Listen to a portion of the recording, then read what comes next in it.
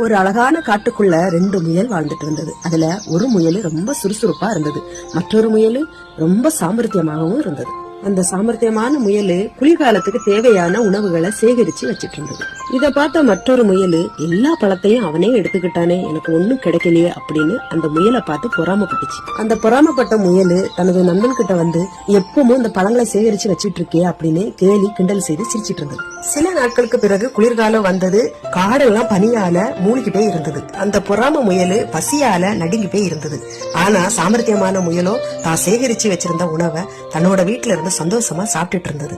இறுதியில அந்த நல்ல முயல் பசியோட தவிச்சிட்டு இருக்கிற அந்த பொறாம முயலுக்கு தன்னோட உணவை பகிர்ந்து கொடுத்து சாப்பிட்டுட்டு இருந்தது. அப்பொழுதுதான் அந்த பொறாம முயல், நாம அடுத்தவங்களை பார்த்து பொறாமப்படாம நாமளும் உழைச்சாதான் நம்மளுக்கு வெற்றி கிடைக்கும் அப்படின்னு உணர்ந்தது. அன்னையில இருந்து சாமர்த்தியமான முயலும் அந்த பொறாமை முயலும் நல்ல நண்பர்களா இருந்துட்டு வராங்க.